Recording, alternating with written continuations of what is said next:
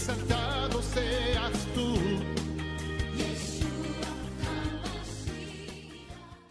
Bienvenidos de vuelta a su programa Regresando a tus Raíces. Quien te habla, tu amigo y hermano en el Mesías, el Roé Ricardo Mojica.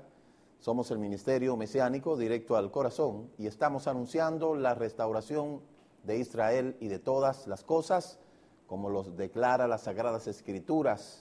En incontables partes, las Sagradas Escrituras nos habla de lo que es la restauración de Israel y de todas las cosas. Una de estas porciones de la Escritura es el libro de Devarim, capítulo 30, Deuteronomio capítulo 30, desde el verso 1 hasta el verso 5. También el libro de Ezequiel, capítulo 36, desde el verso 22 en adelante. Igualmente el libro de Romanos, capítulo 11, desde el verso 18 hasta el 24. Y por supuesto el libro de los Hechos, capítulo 3, desde el verso 19 hasta el 21. Según las Sagradas Escrituras, 4 cosas tienen que ser restauradas y están siendo restauradas. Los nombres propios del Eterno, el nombre del Creador, el cual fue cambiado, Yahweh Sebaot, igual el nombre de su Hijo amado Yeshua, y de igual forma todos los demás nombres que están escritos, mal traducidos, que fueron manipulados por todo este espectro religioso. De igual forma nosotros estamos anunciando la restauración de las Sagradas Escrituras. Nosotros hemos demostrado a través de los estudios que hemos estado dando, la manipulación, el cual fue objeto las Sagradas Escrituras que fue dada a Moshe en Har Sinaí. Y yo reto a cualquiera, mire, sea sacerdote, sea laico, sea pastor, exégeta, que me venga a demostrar a mí de que estas cosas no fueron así. De que hoy las famosas Biblias que andan por ahí no fueron manipuladas y que se insultó el conocimiento de la gente poniéndole en sus manos una traducción errónea, lo cual eso es demostrable a través de la historia, a través de los propios traductores y a través de las mismas traducciones. Puedo demostrarle a cualquiera el error garrafal que se ha cometido a través de la manipulación de los religiosos, llámese Iglesia Católica, fueron los que auspiciaron esta destrucción y el aislamiento de estas verdaderas raíces. Lo tercero que planteo es la restauración de las fiestas del Eterno. Yo he demostrado que las fiestas que hoy se celebran son fiestas paganas, inventadas por Roma y por todo el imperio romano a través de todos los años, y la masacre, la manipulación, todo eso está en la historia. Y yo reto a cualquiera, a través de lo que es la dialéctica, que nos sentemos a debatir si es verdad que es el Shabbat o es el domingo, si es verdad que la Pascua y que toda esa palafarnaria, Nochebuena, Navidad, eso es de origen escritural. Y le aseguro que usted verá que muchas cosas más saldrán a la luz. Y lo cuarto que estoy planteando es la restauración de la identidad. Esa identidad que a través de los años se ha querido usurpar, a través del cambio de todas las cosas. Todo eso está ahí. Y para eso estamos aquí en este lugar, para decirle a usted que abra los ojos, porque se le está acabando ya las alternativas a los religiosos que han guardado la verdad y han puesto una mentira generacional. Hay mucha documentación y yo no pretendo, ¿verdad?, decir que yo tengo la verdad, no, sino demostrarle a mucha gente que lo que han estado enseñando es una mentira. Escúcheme bien. Y para eso tengo el aval de la historia, de la propia escritura desde la perspectiva hebrea, y las mismas herramientas que ellos utilizan para impugnarle a usted todas esas mentiras, esas mismas cosas lo uso en contra de ellos. Entonces, a cualquiera yo le reto a que me diga que la historia se ha equivocado, que desde Gutenberg hasta acá todo ha sido verdad y que me digan entonces realmente quién es el verdadero pueblo al cual el eterno Elohim de Israel hizo pacto. Esas son cosas que sencillamente se pueden debatir a través de lo que es la dialéctica. Si usted no sabe lo que es la dialéctica, pues búsquelo. Ese concepto de analizar y de debatir las ideas dentro de lo que es la tolerancia. A través también, igual, usando el razonamiento crítico. Entonces nosotros estamos aquí para eso. Y toda rabal eterno, porque en todo el mundo se ha desatado una curiosidad de conocer más acerca de todo lo que es la restauración de Israel, y eso es lo que está pasando en todo el mundo. Quiero saludar a todos los hermanos Centro, Suramérica, el Caribe y en todas partes, por allá por Holanda. Quiero saludar al hermano René Herter, y en Estados Unidos a todos los hermanos, ¿verdad? Saludo al hermano Herter porque es el que más lejos está. Igualmente a los hermanos de España y por supuesto a los hermanos de aquí, de República Dominicana, desde donde nosotros estamos llevando esta verdad. Desde el epicentro de la idolatría, donde está el lugar alto de la idolatría de República Dominicana, desde aquí nosotros estamos llevando y desarrollando este ministerio. Y como siempre yo le digo, compromiso solamente con el Eterno, sin miedo a hablar la verdad, porque para muchos ya la Santa Inquisición no sirve y no existe. Así es que, qué bueno que estamos en un tiempo donde hay tolerancia y donde hay libertad de expresión, donde usted puede expresarse libremente sin ser objetado. ¿Sabe por qué? Porque los tiempos han cambiado. Y los tiempos de Copérnico, de Galileo Galilei, que fueron asesinados por contrarrestar el dogma, ya eso no existe.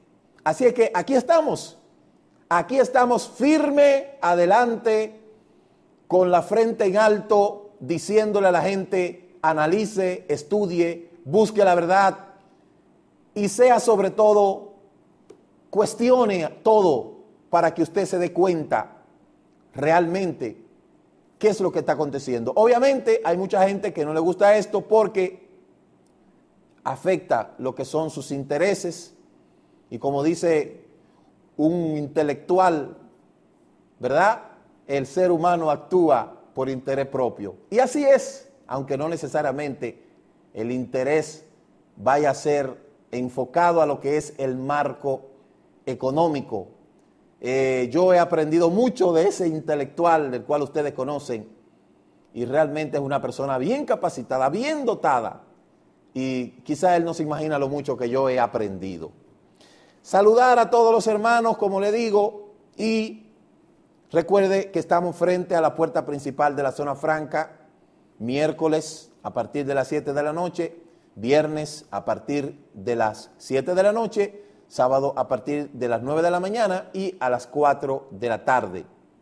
Recuerde visitar nuestra web www.ministeriodirectoalcorazon.com. En esa página usted tiene todo lo que usted necesita. Y igual estamos en las redes sociales, estamos en el Facebook, que he querido salir varias veces del Facebook, pero no puedo porque esto predomina hoy en día, la globalización en los medios de comunicación predomina y esto se impone muchas veces ante la decisión de mí mismo, ¿verdad? Porque realmente es un trabajo muy fuerte. Tenemos 2 Facebook, si usted me envía la invitación a uno y usted ve que no acepta más invitación, envíenmelo al otro, sencillamente. Estamos en los principales, estamos en Blogger y estamos por todos los lados diciéndole a la gente, busque la conexión con sus raíces en cuanto a la fe. Vamos nosotros a ir a lo que es la pausa que siempre ponemos, aludiendo al pueblo del Eterno, nuestro amado pueblo de Israel, y vamos a entrar con un tema interesantísimo que yo sé que será de mucha edificación para usted, esperando que usted comprenda que yo no tengo nada personal contra ninguna religión. Yo tengo algo personal contra la mentira del dogma que por tanto tiempo se ha estado llevando, asesinando el intelecto y sobre todo imponiendo la ignorancia en la mente de los demás simples. Decía un comediante estadounidense, es más fácil seguir engañando a la gente que convencerlo de que están siendo engañados. Yo espero que ese no sea usted. Muchas gracias por continuar con nosotros. Quiero tratar en esta tarde un tema que por mucho tiempo las personas me habían pedido, pero son tantas las cosas que tengo en el tapete que debido a que solamente tenemos una hora y solamente estamos un día, no podemos desarrollar todas las cosas que a lo mejor quisiéramos llevar a ustedes. Por eso siempre trato de enfocarme en aquellos temas que son que más llaman a las personas, para tratar de apacar un poco la sed de conocimiento que la gente tiene, o la curiosidad en este caso. Yo quiero hablar en esta tarde acerca de los dones del Eterno, a quién fueron dados, si a Israel o a la iglesia.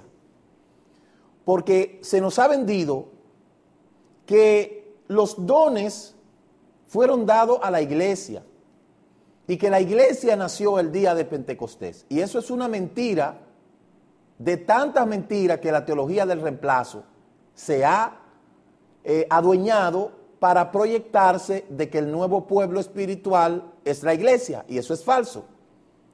Porque cuando usted analiza en el contexto, en el tiempo y el espacio de esos acontecimientos que sucedieron, y analiza, por ejemplo, quiénes fueron los que se vieron involucrados, eran judíos. ¿Dónde acontecieron esos acontecimientos? En Israel. ¿Y en qué tiempo? Mucho antes de que aconteciera las traducciones de las Escrituras. Lamentablemente los lectores se dejan llevar por el fascismo de los escritores y los traductores, y los traductores sencillamente llevan el tiempo presente al pasado, pero cuando la gente trata de traer el pasado al presente, entonces le dicen, no, ya eso pasó. Y así es bueno el poder nosotros acomodar las Escrituras a como yo quiera. Entonces, todos los acontecimientos se suscitaron en Israel. No fue ni en Grecia, no fue ni en Roma. Hay muchísima gente que defiende mucho el aspecto que el griego, y yo le pregunto, ¿y tú hablas griego? No, no hablas griego. ¿Y cuáles de los implicados eran griegos? Ninguno. Yeshua nunca salió de Jerusalén, nunca en la vida. Esa mentira de que de los 12 a los 18 o a los 30 estaba aquí en Egipto, todo eso es mentira. Porque toda persona que conoce acerca de la cultura hebrea sabe que los hebreos tienen lo que se conoce como el ciclo de vida. El ciclo de vida de un israelita va desde su nacimiento hasta su muerte, y en cada uno de esos procesos tiene un elemento al cual sigue rígidamente conforme a lo que es la cultura. Lo primero y más importante del niño es el nombre.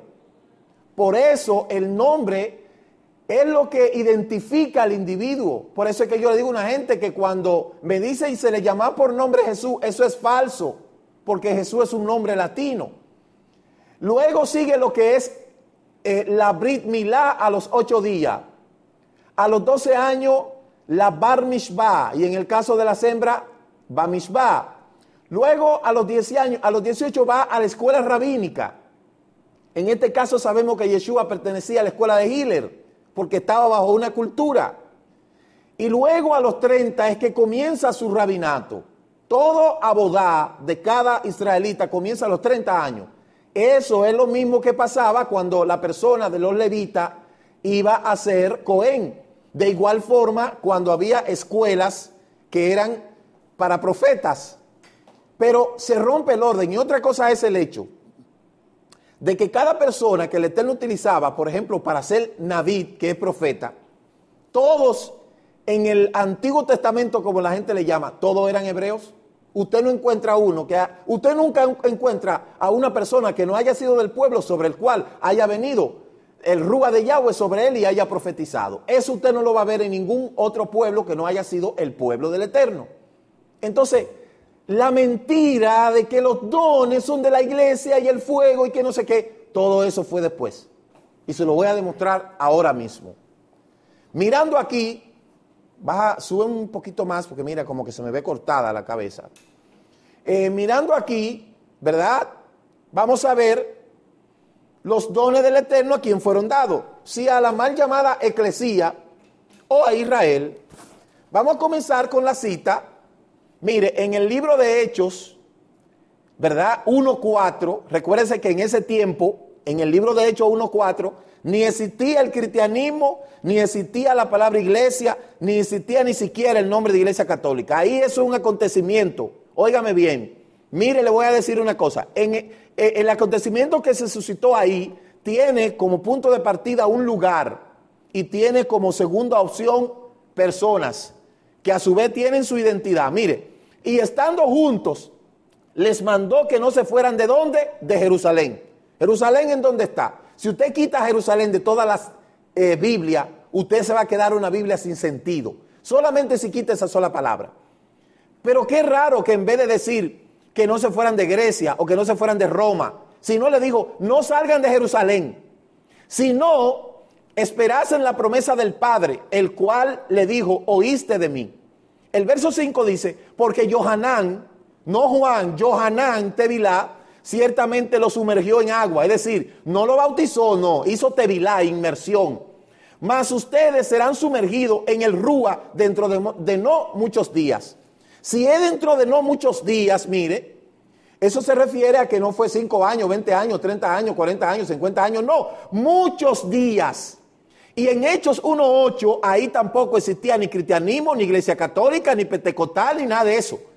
Recibiréis poder cuando haya venido sobre ustedes. ¿Sobre quién? Los discípulos de Yeshua, los judíos que le seguían, el Ruach HaKodesh. Y me serán testigos, ¿en dónde? En Jerusalén, mire, Jerusalén. En toda Judea. ¿Dónde está Judea? Igual en Jerusalén. En Samaria y hasta lo último de la tierra. ¿Le digo a quién? A sus talmidines. No le digo a los pastores, no le digo a los sacerdotes, no le dijo a qué sé yo quién, le dijo a quién, a sus discípulos. El 2:1 dice, óigame bien, el 2:1 dice, cuando llegó el día de Shavuot porque ahí no existía Pentecostés. Pentecostés fue la traducción que después hicieron los manipuladores para decir, Pentecostés. Estaban todos juntos unánimes. ¿Y por qué estaban todos juntos unánimes en Shavuot? Porque Shavuot es la cuarta fiesta de la primavera donde se reúnen todos los judíos en Jerusalén. Es la cuarta fiesta y la segunda de las 3 fiestas más importantes. La primera fiesta es Pesa. La segunda donde se juntan todos es Shavuot. Y la tercera es Sukkot. Pues Sukkot es lo que concierne a la era milenial o la fiesta de las cabañas. Entonces mire, y de repente vino del cielo un estruendo como un viento recio que soplaba, el cual llenó toda la casa en donde estaban sentados. No estaban tampoco brincando ni nada de eso. Y se les aparecieron lenguas repartidas como de fuego, asentándose sobre cada uno de ellos. ¿Dónde ellos estaban? En Jerusalén. ¿En qué estaban? Celebrando la fiesta de Shavuot. Y fueron todos llenos del Ruach HaKodesh. Y comenzaron a hablar en otras lenguas según el Ruach les daba que hablasen. Oye, moraban entonces, ¿en dónde? En Jerusalén. ¿Quiénes? Judíos. ¿Cómo eran? Piadosos. ¿Y de dónde? De todas las naciones bajo el cielo, porque como Jerusalén era el centro, ellos se congregaban en esta fiesta de Shavuot como en Pesa, ¿verdad? Entonces, por eso es que Jerusalén será tomada como cabecera de monte y todas las naciones tendrán que coger allá. En vez de coger para el Vaticano, porque no existirá el Vaticano, van a tener que ir a Jerusalén, como dice Zacarías capítulo 14, del 16 al 19. Entonces, fíjense una cosa, mire, voy a darle esta introducción. Millones de personas han sido engañadas por el padre de la mentira, Hasatán, y por sus emisarios religiosos, y le han hecho creer que las iglesias pentecostales o carismáticas son como la de los primeros creyentes mencionados en el libro de los Hechos de los Apóstoles. Y eso es falso. Eso es falso. Nos habían hecho creer de llamarse pentecostal, procedía del día de los primeros creyentes, concretamente al día de Shavuot mencionado en Hechos capítulo 2. Desde tiempos antiguos han venido toda esa legión de evangelistas y pastores pentecostales así como un buen puñado de sacerdotes papistas carismáticos, y nos quieren hacer creer que esa experiencia fue una experiencia pentecostal, bautismo del Espíritu Santo y de hablar nuevas lenguas. Y ellos practicaron en privado, en sus cultos, exactamente la misma experiencia ocurrida en el día de Shavuot. Y eso es falso. Shavuot no tiene que ver nada con pentecostal. De hecho, usted le pregunta a uno de los pentecostales, ¿qué significa la palabra Pentecostés? Pentecostés significa fuego. Eso no es lo que significa Pentecostés. ¿Y de dónde viene etimológicamente la palabra Pentecostés? Pentecostés viene de pentecostal. Falso. Falso. Ahí en el medio de Shavuot existe lo que se llama el conteo del Omer, que es 50 días que se cuenta desde que se mete la hoz después de celebrar Pesa hasta Shavuot se cuentan 50. 50 en griego es 50. Y por eso como 50, al cumplirse la fiesta de Shavuot, entonces le ponen 50 Pentecostés. Y de ahí es donde viene pentecostal. Pero vamos a ver de dónde viene este término. Y recuérdese que yo era pentecostal. Era tan ignorante como mucha gente que no entendía nada. ¿Hasta qué? Hasta que yo me puse a darle para atrás y verificar los libros, ¿verdad? Y a investigar, y yo me di cuenta que esto es una mentira. Yo era pentecostal. ¿Usted se acuerda quién era yo? Evangelista Ricardo Mojica. Yo predicaba con fuego, ¿usted se acuerda? Entonces, yo me puse a darle para atrás y a verificar y rectifiqué y dije, no, eso está malo. Y si está malo, hay que decir que está malo. Ahora, ¿quién se atreve a decir que está malo y dejar esa práctica? No, cuidado, no te metas en eso. Entonces, vamos a estar hablando de conceptos y quiero tocar lo que es el pentecostalismo. Mire, que no tiene nada que ver absolutamente con lo que ocurrió el día de Shavuot, entienda eso. Cuando usted analiza Shavuot y analiza Pentecostés, son dos polos opuestos y usted nunca va a poder unir el aceite con el agua. Mire, las actuales iglesias pentecostales o carismáticas son una burda y grotesca imitación o falsificación mecánica de las primeras congregaciones del siglo I. Eso es irrefutable. Con el único propósito de engañar al mundo entero como lo han estado haciendo, pues ese es el principal objetivo del padre de la mentira, del cual durante esta era mala engaña al mundo entero. Y la mejor forma de engañar al mundo entero es por medio del astuto engaño religioso. 3. Utilizando traducciones de la Biblia a diestra y siniestra, pretendiendo además expulsar demonios en el nombre de Jesús y afirmando que hacen milagro, pero todo ello es una pura imitación y una burda falsificación que es precisamente lo que ocurre en las iglesias pentecostales o carismáticas, ya sean católicas, papistas, evangélicas, lo que sea. Eso es lo que acontece. Entonces, ¿qué es el pentecostalismo? Muy bien, ¿qué es el pentecostalismo? ¿Verdad? Vamos a verificar la historia. Aquellos que creen, yo no sé mucha historia, yo estoy estudiando historia, pero yo no sé mucha historia. Ahora, con el poquito que yo sé de historia, que se siente cualquiera conmigo, como escuché a uno por ahí que dijo, no sé si era sacerdote o lo que sea. Ese grupito, ve, gracias al Padre que somos grupito. Gracias al Padre que somos grupito. Porque si fuéramos 100, 200, 300, hubiera mucha gente sin pelo en la cabeza. Entonces, entienda de que ya el razonamiento crítico, la gente sabe lo que es. Y mucha gente se ha quitado, mire, el plástico del lóbulo izquierdo, donde dice la psicología que es donde está el razonamiento. Ya mucha gente se ha quitado el plástico, ¿verdad?, del dogma y ya está poniendo a razonar. Y mientras mucha gente está hablando lo que ellos quieren que se le escuche, ya los miembros están escuchando y verificando a ver si es verdad lo que está diciendo. Ya no hay forma de engañar a la gente. La gente se ha vuelto muy sabia. Y más si están viendo este programa, ya usted sabe. Entonces, ¿qué es el pentecostalismo? El pentecostalismo, la doctrina del fuego, no lo digo yo, usted lo puede buscar en Wikipedia. Desde finales del siglo XX empezaron a surgir diferentes ramas influenciadas por los movimientos de reavivamiento. La principal corriente protestante surgida en el periodo es el pentecostalismo, que empezó en Estados Unidos. ¿Dónde empezó? En Estados Unidos, no en Shavuot, en Estados Unidos. Y se ha extendido principalmente a Latinoamérica y hasta el África. Vi en estos días un africano que mandó a sus miembros a comer, como que lo hipnotizaba y lo mandó a comer hierba. Yo tengo ese video por ahí, tantos videos que me han mandado, pero no voy a meterme mucho porque no quiero que se me vaya a ir el tiempo. Un pastor pentecostal africano como que hipnotiza a la gente en una euforia colectiva dominada por la sugestión y va y lo pone a comer hierba, de que lleno de Dios a comer hierba.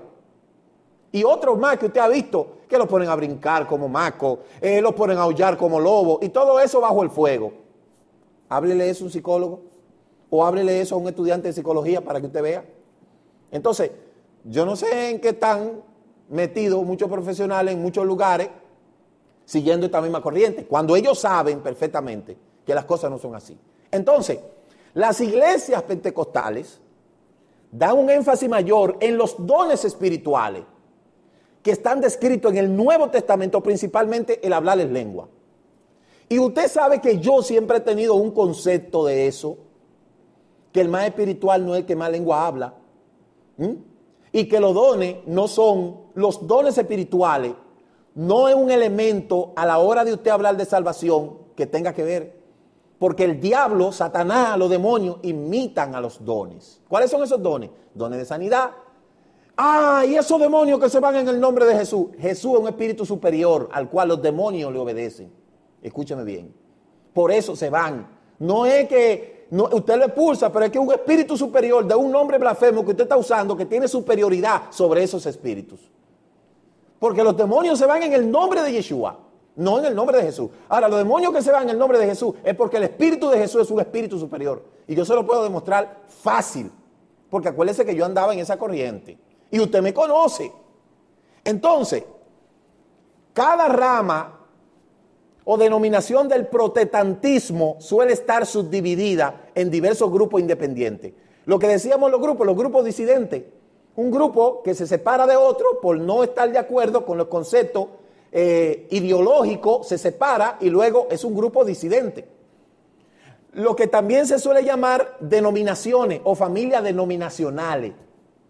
Estos grupos suelen distinguirse entre los de su propia rama por diferencia en cuanto al énfasis en determinados puntos doctrinales y aplicación de los textos bíblicos, pero también por estar en diferentes países, incluso regiones de una misma nación.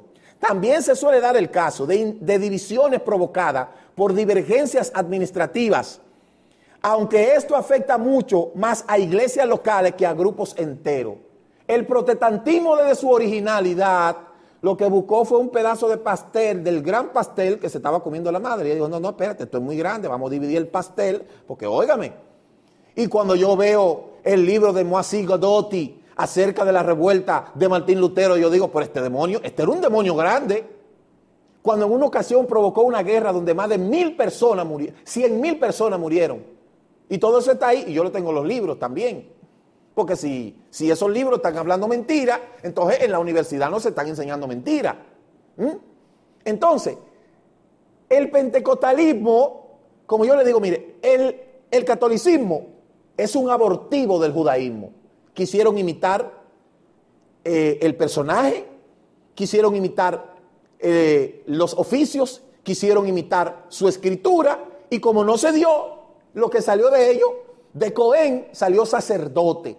Del judaísmo lo que salió fue catolicismo. Muy dividido, muy dividido. Entonces, es un abortivo del judaísmo. Luego, del judaísmo, del catolicismo, es donde nace el cristianismo. Del cristianismo, el protestantismo. Y del protestantismo, el pentecostalismo.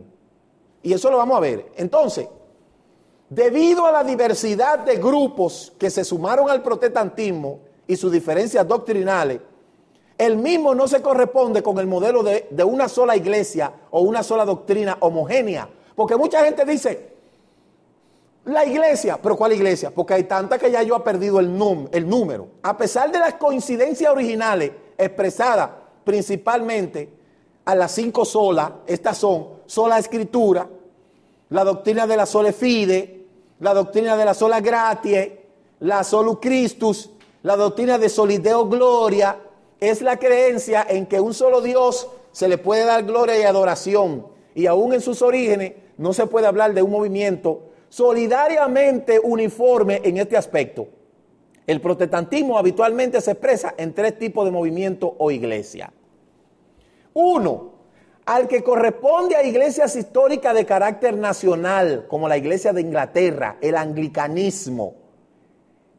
Es en el Reino Unido y en el ámbito de sus ex colonias, las iglesias luteranas en Alemania y Escandinavia, y las iglesias calvinistas, reformados y presbiterianos en Suiza y Holanda y en Escocia, las iglesias metodistas, en algunas iglesias bautistas, aunque sin carácter nacional, son agrupadas dentro de este mismo tipo, lo que corresponde a la iglesia histórica de carácter nacional. Segundo grupo, aquel que se corresponde a iglesias de carácter congregacional, como las iglesias congregacionalistas, las iglesias puritanas, las iglesias anabatistas, los menonitas y la mayoría de las iglesias bautistas o iglesias evangélicas tradicionales de carácter libre y generalmente calvinista, aunque anabatista generalmente se le ha llamado iglesia de la segunda reforma, los anabatistas, segundo bautismo, ¿verdad?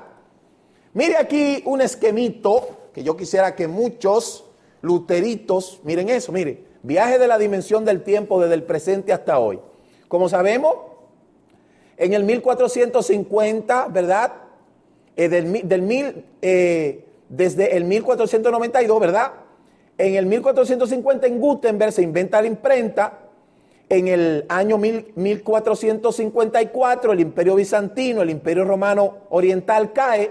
En el año 1492 Cristóbal Colón descubre América. Y el 31 de octubre de 1517 Martín Lutero clava la famosa 95 tesis a la puerta de la catedral en Wittenbergo, Alemania. Y luego posteriormente a eso, la guerra religiosa de los 30 años, que muere el 50% de los habitantes. Búsquese eso.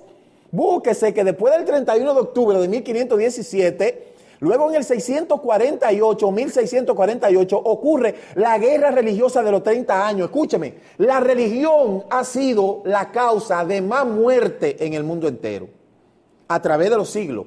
Cuando usted busca la iglesia medieval, ahí es que hay basura.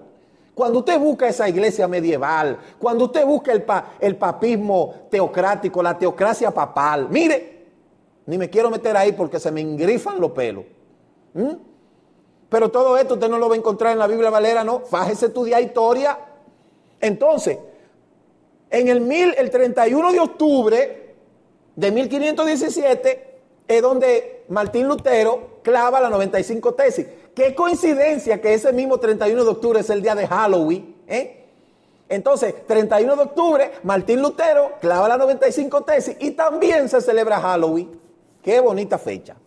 Nuevo gobierno se levanta en Europa, consolidado bajo el poder de la resistencia a la Iglesia Católica, ¿verdad? Y entonces es un tiempo de grandes convulsiones políticas y realmente es un conjunto de eventos que también tiene como punto de enfoque lo que es el aspecto judío, porque usted sabe que en el 1492, el 31 de marzo de 1492, se expulsaron a los judíos de España. Entonces, mire las sectas variantes del catolicismo. Mire aquí la santa madre de ellos, ¿verdad? La iglesia ortodoxa sale de ahí y luego aquí arriba están los grupos fundamentalistas, los evangélicos, y vamos declinando, los presbiterianos, los calvinistas. Luego abajo de la iglesia ortodoxa vienen los luteranos, los anglicanos, los bautistas, los metodistas, los mormones, los adventistas, los testigos de Alibaba, los pentecostales, la luz del mundo y los grupos fundamentalistas. Mire dónde están ubicados los pentecostales. No están aquí en los grupos fundamentales evangélicos, sino debajo, más abajo de los testigos de Jehová, lo que es una prueba de que el luteranismo mutó hasta segregarse y luego pentecostal, luz del mundo y grupo fundamentalista. Entonces usted puede ver ahí que lamentablemente todo el que se llama ser iglesia tiene una madre y todo viene de ahí. ¿De dónde? La Santa Iglesia Católica. Eso es irrefutable, con eso no hay que discutir y eso no es nada. Ellos dicen, nosotros somos la primera iglesia. Es verdad, son la primera iglesia. Las otras, ventorrillos, bueno, que han triunfado mucho, por cierto. Entonces, vamos a estar hablando de Shaul. ¿Quién es Shaul? Aquel que le cambiaron el nombre Pablo. Mire, esa es la apariencia de un rabino judío. Dicho sea de paso, el término rabino se le alude solamente a una persona que enseña la Torá y que es del pueblo de Israel. Usted nunca ha visto un rabino católico, ni un rabino pentecostal, ni un rabino luterano, nada. Todos esos nombres no aplican ahí. Ahora, el rabino Shaul ben Gamaliel, que así era su nombre, nació en el año 5 del año al 10, ¿en dónde? En Tarso, en la región de Sicilia, en la costa del sur del Asia Menor, en el actual Turquía. La ciudad de Tarso tenía concedida la ciudadanía romana por nacimiento, como dice Hechos capítulo 22, por lo que Shaul era ciudadano romano a pesar de ser hijo de judíos. Y Hechos 22:3 dice, yo soy judío, nacido en Tarso de Sicilia, pero cuando vivía en esta ciudad e instruido a los pies de ¿quién? De Gamaliel, en todos los detalles de ¿qué? De la Torá y de nuestros padres. Era celoso de Elohim, como todos ustedes hoy. Busque lo que dice Hechos 22:3. De modo que esa apariencia de un hombre calvito, bajito, enanito, de Shaul, de Pablo, no se corresponde con Shaul. Fue parte de la trama que los ilusionistas y los ilustrados hicieron para cambiar tanto los nombres de las personas como también su carácter personal. Mire, esta es la apariencia de un rabino judío. Ahora, si yo le pongo a Pablo ahí al lado, le va a salir un hombre calvo, bajito y con una bata. Ese es Pablo, pero este es Shaul. Entonces, hijo de hebreo y descendiente de la tribu de Benjamín, en su adolescencia fue enviado a Jerusalén, en donde estudió con el famoso rabino Gamaliel, como dice Hechos 22. Dice, yo soy judío, nacido en Tarso de Sicilia, pero cuando vivía en esta ciudad e instruido a los pies de Gamaliel, en todos los detalles de la Torá, no de la Biblia, de nuestros padres, celoso de Elohim, como todos ustedes hoy, tuvo una educación mucho mayor que los humildes pescadores que fueron de los primeros apóstoles de Yeshua, como dice Hechos 22:25. Pero mientras le estiraban con correa para azotarle, Shaul dijo al capitán que estaba allí, ¿es legal para ti azotar a un hombre que es ciudadano romano si no ha tenido ni siquiera un juicio? Entonces, mire la apariencia de un judío, mire, de un rabino. Ahora, si usted ponía a Pablo no, ese no es Pablo, Pablo lo ponen calvo, sin kipá, sin barba, afeitado. Bueno, como es un romano, ya usted sabe. Hijo de hebreo y descendiente de la tribu de Benjamín, como ya lo hemos dicho. ¿Qué idioma hablaba Shaul? Hablaba dos idiomas. El primero, su lengua materna, que era el hebreo. Hechos 26:14, todos caímos a tierra. Y entonces oí una voz en hebreo que decía, Shaul, Shaul, ¿por qué me sigues persiguiendo? Es dura cosa dar coce contra el aguijón. Mire, busque Hechos 26:14. Si Shaul era romano, ¿por qué Yeshua no le habló en romano? En ese caso, en romano no, en latín, ¿verdad? En latín, porque el romano no es un idioma, es una nacionalidad. Entonces, ¿a dónde visitaba Shaul cuando visitaba la ciudad? ¿A la iglesia pentecostal, la Roca, la Fuente, Jerusalén? No, ¿a dónde iba? Hechos 14:1. En Iconio sucedió lo mismo. Entraron en la sinagoga y hablaron de tal manera que un gran número de ambos, judíos y griegos, vinieron a confiar. Mire, ¿a dónde entraba Shaul? A la sinagoga. No entraba a la iglesia asamblea cristiana de qué sé yo quién, ni a la iglesia bautista, ni a la iglesia católica, ni a la iglesia qué sé yo qué. Entraba ¿a dónde? A la sinagoga. Y recuerde que eso fue después del día de Pentecostés, como más gente le llama. Hechos 17:1. Después de pasar a Anfípolis y a Polonia, Shaul y Sila llegaron a Tesalónica, donde había una sinagoga. Mire, donde había una sinagoga. Hechos 18:1. Después de esto, Shaul se marchó a Atenas. Recuerde que Atenas era la cuna de la filosofía y fue a Corinto. Hechos 18:4. Shaul empezó a tener discusiones. ¿Dónde? En la sinagoga. Mírelo aquí. Sinagoga. Todos los Shabbatón, donde trataba de persuadir ¿a quién? A judíos y a griegos. El problema vino con ese número de creyentes griegos que creyeron en el Mashiach. De ahí es donde viene el problema, cuando después Justino Martín y los padres de la iglesia levantan, ahora este es el pueblo de Israel. Falso, yo se lo demuestro. Mire, sus enseñanzas. Shaul enseñaba, ¿qué enseñaba Shaul? Le aseguro que Shaul no enseñaba lo mismo que la gente dice que Pablo enseña. Mire, muchas de sus enseñanzas eran dirigidas al pueblo y eran mal entendidas y malinterpretadas, como dice Pedro. Algunos judíos, por un lado, interpretaron que Shaul enseñaba a abandonar la Torá de Moshe. Escuche, muchos de ellos enseñaban esto, como dice Hechos 21:28, Hechos 21:21, lo cual no era cierto. Y él mismo lo tuvo que desmentir en el Hechos 25:8. Búsquelo, los que tienen este video, búsquelo. En Hechos 21, 24 y 26. Por otro lado, había griegos que estaban interpretando que la salvación era por gracia y les permitía pecar. Ahí comenzó a haber el problema. Y también lo tuvo que desmentir, como dice Romanos capítulo 6, verso 15. Ahí no existía iglesia todavía, no existía cristianismo tampoco, ni existía la iglesia católica, ni pentecostal, ni ninguna de esos centros de negocio, de esos business centers espirituales. Segunda de Pedro 3:15 dice, y piensen en la paciencia y la salvación que viene de nuestro Adón, así como nuestro querido hermano Shaul también les ha escrito, siguiendo la sabiduría que Yahweh le dio, porque Shaul fue capacitado, dotado. Segunda de Kefa 3:16, en verdad, él hablaba de todas estas cosas en todas sus cartas. Ellas contienen algunos conceptos que son difíciles de entender, por supuesto, porque Shaul manejaba un latín alto, ¿verdad? Y era un hombre capacitado. Muchos de los que hablaban el latín vulgo no lo entendían de la parte de los griegos. Pero tampoco dice que Shaul hablaba griego, escúcheme bien. Shaul no hablaba griego, Shaul hablaba latín. Y puede de que él entendiera algunas palabras en griego, pero no es así. Entonces, observaba la Torá, escuche, observaba la Torá, no estudiaba la Biblia. Shaul nunca conoció una Biblia. Escúcheme, ese Shaul nunca conoció lo que fue una Biblia. Nunca.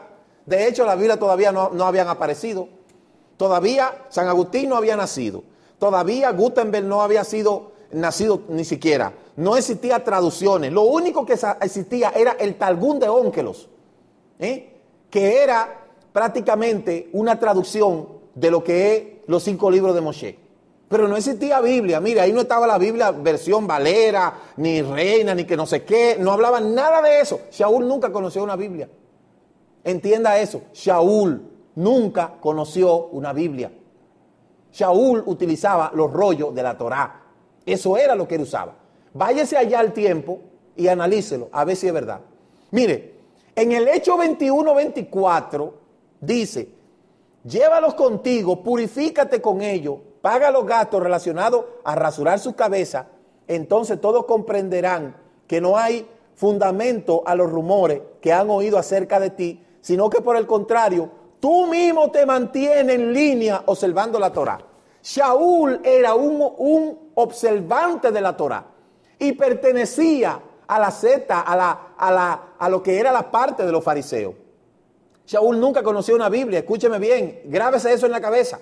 Ese Shaul, ese Pablo que le han metido a usted en la valera, en la valerita, las habladoritas esa, ese hombre nunca conoció una Biblia, nunca. Shaul nunca tuvo una Biblia en su mano. La Biblia salió después y las traducciones, que dicho sea de paso, yo le digo a la gente, ven acá, ¿cuál es la mejor Biblia? ¿Cuál es la Biblia verdadera? Porque hay tantas traducciones que ya yo me cansé de comprar traducciones.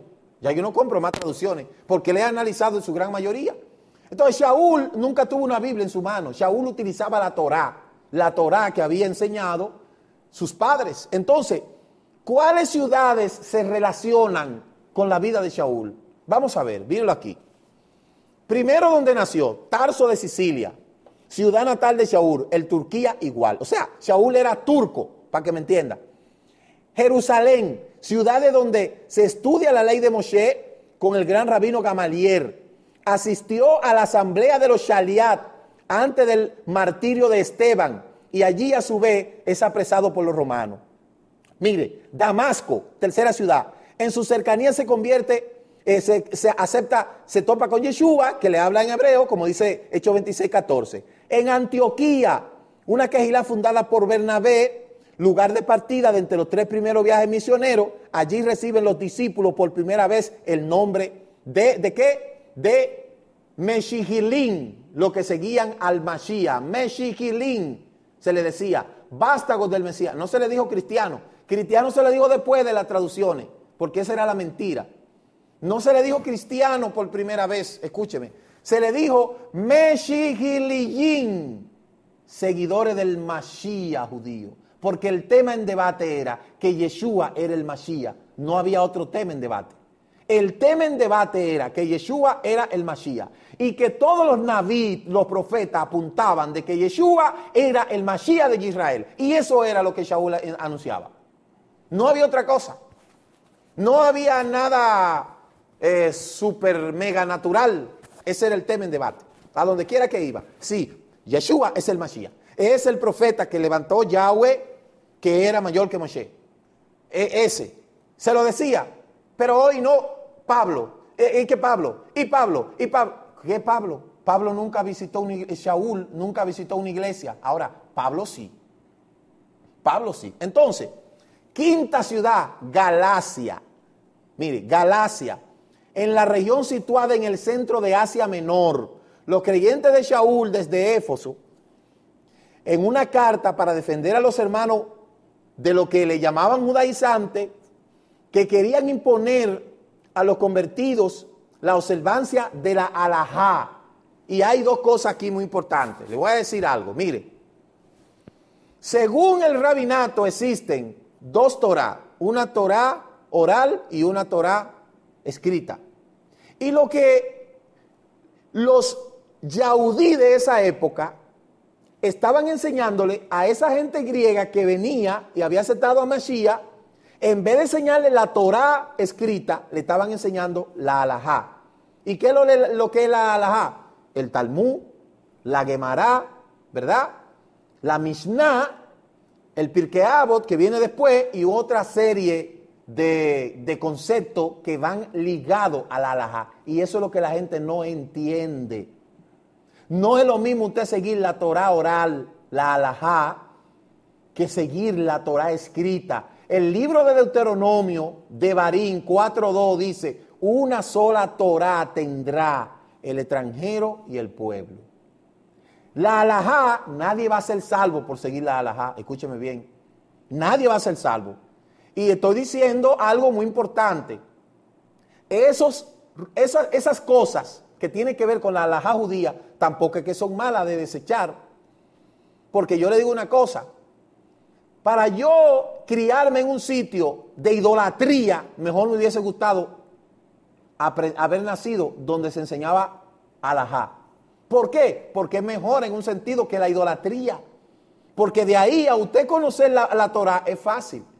Pero usted sabe lo que es criarse en una religión que le enseñó el crucifijo, la chancleta en cruz, como lo digo yo en un tema que tengo por ahí, a besarle estatua, a adorar cuantas imágenes. ¿Usted sabe lo terrible que es eso? Que el purgatorio, que el limbo. Yo no sé qué van a hacer ahora porque Francisquito dijo allá en el Vaticano, no hay limbo. No hay limbo. Entonces, eso hay que analizarlo. Filipo, otra ciudad de Shaul, el centro más importante de la región de Macedonia. Durante su segundo viaje misionero, Shaul funda esta colonia romana, una Kehilá, con la cual estará siempre ligado por los lazos firmes de amor. Tesalónica, en esta ciudad, la capital de la provincia romana, Macedonia, también fundó otra Kehilá. En Atenas, una ciudad griega donde Shaul predicó, un grupo de hombres de cultura durante un segundo viaje misionero. También en Corintio, la Kehilá de allí fue fundada por Shaul. Colosa, una pequeña ciudad de la región de Frigia, también ahí fundamentó una comunidad, no iglesia. Eso no existía. El problema vino después que mataron a Shaul y mataron a todos los shaliahines. Y luego vinieron esa partida de gente griego con toda su filosofía y con todo su ilusionismo y con toda esa conceptos platónicos, presocráticos y agarraron, hicieron un cambalache y fundaron una religión basado en conceptos filosóficos, un poco de filosofía, un poco de humanismo, un poco de pensamiento lógico, un poco de esto. Lo metieron en una batidora, mire. Le echaron un chin de lógica, un chin de razonamiento, un chin de humanismo, un chin de filosofía, un chin de doctrina platónica, un chin de doctrina aristocrática. Y de ahí surgió ¡fua! Cristianismo.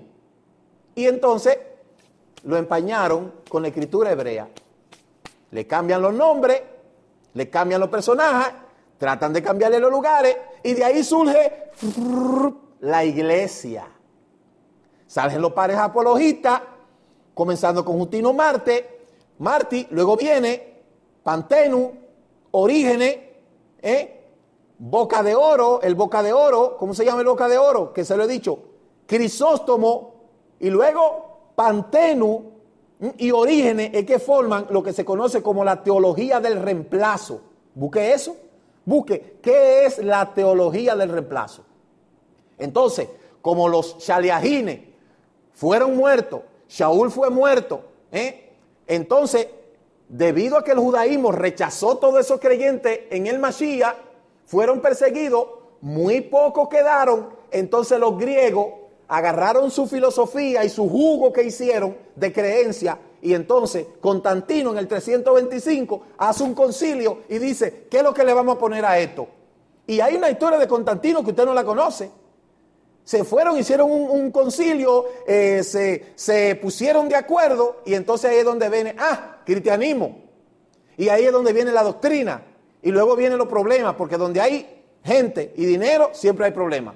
Eso es lo que pasó. Hasta iglesias, que usted encuentra iglesias por ahí en cada esquina. ¿De dónde viene? Del malestar que genera el aspecto de estar en un grupo y que solo uno es que se quiere llevar la parte. Eso fue así con el descubrimiento, eso fue así con todo. Donde quiera que hay dinero y donde quiera que hay gente, siempre hay divisiones.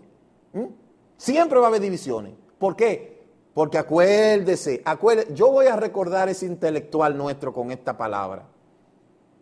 El ser humano actúa por interés propio. Ese interés no necesariamente tiene que ser dinero. Pero mire, una de las iglesias que más se ha dividido es la iglesia católica. Hasta en el 1700 y pico votaron a los dominicos de aquí, y todo eso está en la historia. Los anglicanos, los franciscanos, cantidades, se me olvida, pero ha sabido apagar su fuego. Pero hay fuego que no han podido apagarlo, como es la violación de niños tantas veces en el mundo entero. Eso no se ha podido apagar. Eso brotó como pus. Eso ha brotado como pus. Esa pus de todos esos crímenes y todas esas desgracias han alcanzado y han seguido. Pero usted puede decir lo que usted quiera, pero eso está ahí en la historia. Ahora, borre la historia y escriba lo que usted quiera, como muchos historiadores de este pueblo que son unos mentirosos, sin faltar el respeto. ¿Por qué? Porque han acomodado la historia al dogma. Y es una verdad. Eso es una verdad. Entonces, todas esas cosas están ahí. Todo eso está ahí. Solamente búsquelo. Búsquelo, porque si yo me he topado con eso, no es posible que yo sea el único que estoy investigando. Investigue para que usted se dé cuenta. Entonces, donde quiera que hay mucha gente y muchos bienes, siempre va a haber división, siempre va a haber disputa, enemistad, interés, porque al fin y al cabo, todo busca un provecho personal. A veces no se está buscando económico, a veces se está buscando fama, nombre, liderato, que mucha gente se cree que el liderato se consigue con dinero. Esa era una de las grandes cosas que yo me incomodaba en el cristianismo. Fulano de tal se convierte hoy, mire, fulanito el de a pie tiene 15 años en el concilio, cogiendo lucha, pagando pasajes, yendo a las reuniones. Ese es exhortador. Pues viene fulano de tal en una jipeta y de una vez licenciado predicador, y al año siguiente reverendo, porque también se venden los ministerios, las credenciales, se vende todo eso se vende, pero lamentablemente el don no se compra. Mucha gente quisiera tener esa facilidad, esa fluidez que yo tengo de hablar, ¿verdad? para utilizarla para otras cosas. Pero mire, esto que el Eterno me dio es innato. Yo ni siquiera yo sabía que yo tenía esa cualidad en mí. Eso no se compra con dinero. Esa fluidez, esa manera de expresar, eso no tiene precio. Pero eso me ha costado también el yo tener que negarme de mi ambición personal, de quizás seguir en un trabajo por ahí, trabajando día y noche y olvidarme de todo. Yo he tenido que pagar un precio, mire, en mi área personal, en mi área familiar y en mi área social. Todos esos videos que usted ve que hay de 40, de todo eso, todo acabó es para el Eterno. Pero no se crea usted que todo esto yo lo he adquirido nada más mirando muñequitos. No, hay que fajarse a estudiar. Entonces la facultad que el Eterno me ha dado para toda cabota y honra de Él, no se compra con dinero. ¿Cuánto cuesta la facultad, la facilidad que yo tengo? Eso tiene precio. Mucha gente quisiera dar todo el dinero del mundo para expresarse, para tener esa facilidad de hablar, pero eso no se vende ni en farmacia, ni se compra, ni en las escuelas de locución tampoco eso se da. Eso es innato. Pero una credencial, yo sé que muchos la compran. Un puesto, el liderato tampoco se compra. Usted puede tener todo el dinero, pero la gente va a seguir su dinero. Y cuando el dinero se le acabe, usted se fuñó. Óigame bien. Usted puede dar todo el dinero del mundo. De dinero, de cuarto, de mucho cuarto, como yo conozco de líderes que hacían una actividad y iban a buscar a la gente y le pagaban 50 pesos. Para que cuando la gente de allá afuera, los ojos verdes vinieran, vieran la iglesia llena. Hoy así es fácil, canteándose. Coja para allá a estudiar la restauración, a ver si es verdad. Entonces todo eso se hace dentro del marco religioso. Y yo sé todo eso, pero ese no es el tema. Lo que le quiero decir a usted es que nadie, óigame bien, nadie, absolutamente nadie puede pretenderse que los dones del Eterno lo va a comprar con dinero. Compre una credencial, compre una visa, compre lo que usted quiera, pero la facilidad, el entendimiento, el conocimiento, eso no tiene precio. Aunque se tiene que pagar un precio. Entonces, eso es algo que yo quiero dejárselo a usted en las naciones. Eso es algo que usted tiene que entenderlo. El que da el conocimiento es el Eterno y se le da en proporción a aquel que busca. Eso es así. Entonces, Shaul tenía eso, tenía un poco más de conocimiento que muchos de sus contemporáneos. Y por eso le dio la facilidad de levantar quejilá y comunidades. Mire, también fue en Éfeso, fue una quejilá también fundada por Shaul. En Cesarea, en Roma, la capital del Imperio Romano, por eso existen cartas.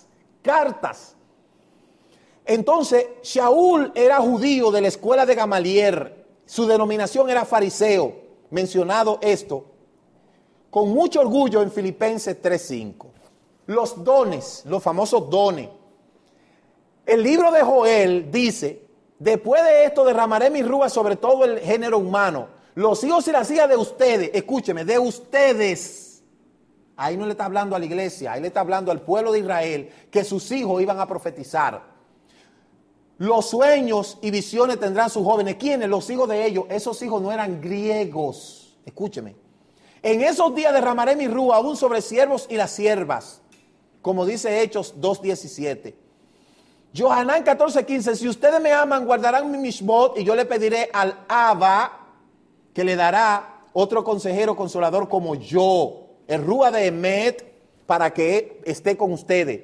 El mundo no lo puede recibir, como yo veo mucha gente diciendo, recibe el Espíritu Santo, hoy te toca, recíbelo. Bueno, recibirá el Espíritu Santo, pero el Rúa Jacode no puede habitar en una gente que no tenga conocimiento de la Torá. Y es que eso es así. Recíbelo, fuego, sopla, sopla. Se va a morir ahí de la garganta. Mire. Vamos a ver el Rúa del Abba a Yeshua, porque Yeshua fue ungido. Yeshua mismo fue ungido.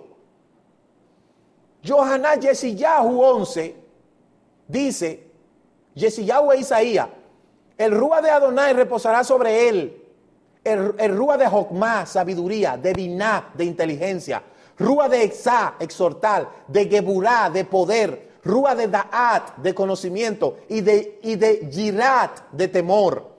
Mateo 3:16, tan pronto como Yeshua fue hecho e hizo Tevilá, salió fuera del agua, en ese momento en los Hashamayim se abrió el Rúa de Elohim que descendió en forma de paloma. Yohanan, como dice el libro de Yohanan. Bamidbar 11:25, número 11:25 dice, Yahweh descendió en una nube y le habló y aumentó un poco del Rúa que había sobre él y le dio a los 70 varones, escucha, a los 70 varones, los Sakenim, cuando el Rúa se posó sobre ellos, profetizaron, pero ya no volvieron a hacerlo. Óigame, aquí estamos hablando en Bamidbar, número 11:25, que ahí no estaba la iglesia tampoco. De Yeshua, vimos del padre de Yeshua, ahora de Yeshua a los Shaliachim, Yohanan 20:21, Shalom Alejem, Yeshua repitió, así como el Abba me envió, escúcheme, Juan 20:21, así como el Abba me envió, yo mismo le estoy enviando a ustedes. Habiendo dicho esto, sopló sobre ellos y les dijo, reciban el Ruach HaKodesh, de los Shaliachim a los creyentes. Ahora, Geburó 10:44, Kefa todavía estaba hablando de todas estas cosas cuando el Ruach HaKodesh cayó sobre todos los que escuchaban el mensaje. Ahí tampoco había iglesia. Geburó 19:6, cuando Shaul le impuso la mano, el Ruach HaKodesh vino sobre ellos. Así empezaron a hablar en nuevas lenguas. De modo que la promesa del Ruach HaKodesh no fue para otra gente, sino para los Shaliachim en el Mashiach. Estos dones y ministerios dados por Yeshua HaMashiach Rabbeinu Melech a los Benei de Hadam para el crecimiento de la capacitación de la Kehilá de Israel como testimonio de poder de que en él se cumplían las profecías.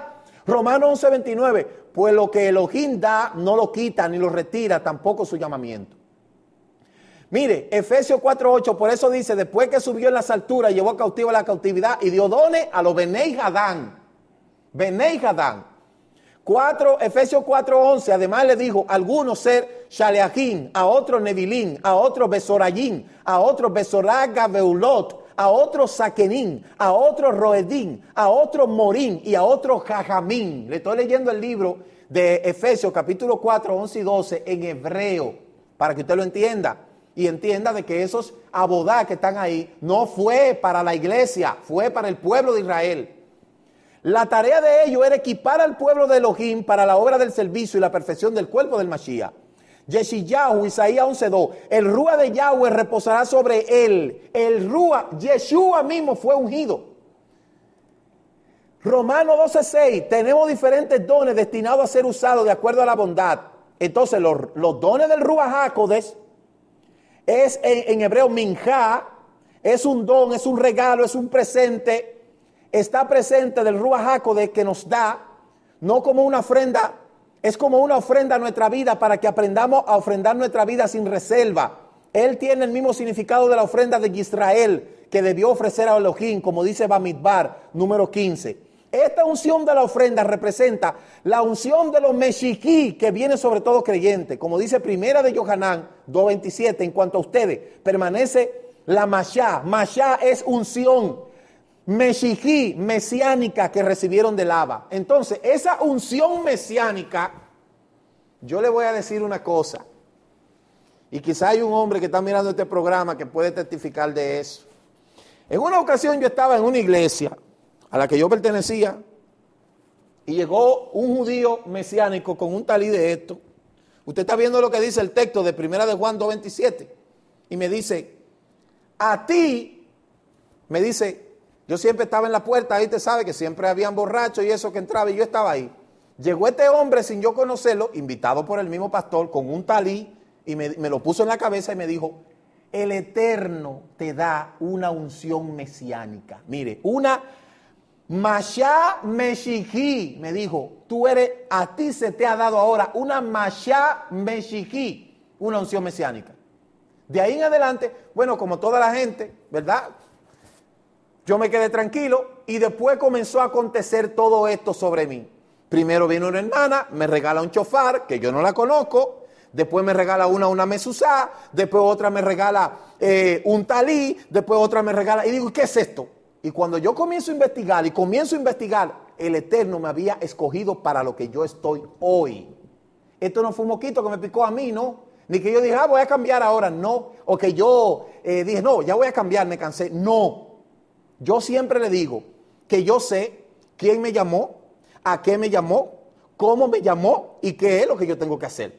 Por eso somos un ministerio que tenemos una visión y una misión. Somos personas que sabemos en dónde estábamos, de dónde vinimos, en dónde estamos y hacia dónde vamos. ¿Usted me entendió lo que yo le dije? Le dejé ese esquema para que usted sepa, esto es un asunto serio.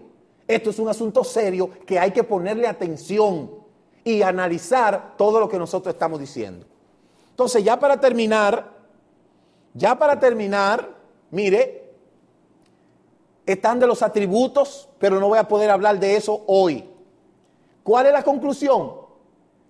Lo que no tiene necesidad de ser enseñado por nadie, por el contrario, su Mashá, unción, Meshijí, continúa enseñándole acerca de todas las cosas. Es la Emet, la verdad, no una copia. Así como Él les enseñó, permanezcan unidos con Él. Esta unción, cuando está en un creyente, permite que el creyente sea responsable y decidido en cuanto a Elohim demanda, para obedecer la Torá. El creyente que permanece en esta unción es el que recibe los dones de la Ruach HaKodesh para el equipamiento de esta batalla.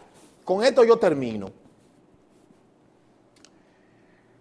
Mucha gente comienza la restauración y se devuelve para atrás. Esas son gente que nunca la unción, la Mashá Meshihili no ha estado en ellos. No ha estado en ellos. Escúcheme, la gente cree que el mesianismo es una religión seca. ¿Ustedes creen en el Espíritu Santo? No, nosotros no creemos en el Espíritu Santo. Nosotros tenemos la Ruach HaKodesh. No es lo mismo. ¿Ah? Y ustedes creen en la unción. Oh, nosotros no creemos en la unción. Nosotros tenemos la Mashá Meshihili. Porque ¿cómo es posible que si esto fue dado al pueblo hebreo, usted va a venir a enseñarle a los hebreos acerca de eso? Es que usted está loco. Entonces el cristianismo ha cogido esto, sugestión, manipulación, emocionalismo para manipular las masas. Y yo le digo a usted una cosa, los dones no salvan. Esos dones fueron dados al pueblo de Israel, a la asamblea mesiánica, los creyentes en el Mashiach. Toda esa partida de gente que anda por ahí con ese emocionalismo, en el fondo de su corazón, ellos saben que no es así. Pero es la forma de manipular a la gente. Entonces, usted sigue creyendo, si usted quiere, que esos dones son para la iglesia. La iglesia. Se lo he demostrado. Esos dones, esa Mashá Meshihilit fue dada a los creyentes en el Mashiach del primer siglo hasta hoy. Por eso es que la gente tiene que analizar y estudiar estas cosas. Así es que el Eterno le bendiga, que el Eterno le guarde. Y en otra ocasión vamos a estar hablando acerca de los dones de la Ruach HaKodesh que no hemos podido hablar en esta ocasión. Le bendigo en el nombre de Yeshua HaMashiach, nuestro Melech Tzadik, y le invito a que usted estudie, se profundice, utilice razonamiento crítico, consulte, haga consulta y conéctese con la verdad, porque el tiempo de la restauración ha llegado. Desde República Dominicana para todo el mundo, le bendigo en el nombre de Yeshua. Amén y amén. Shalom.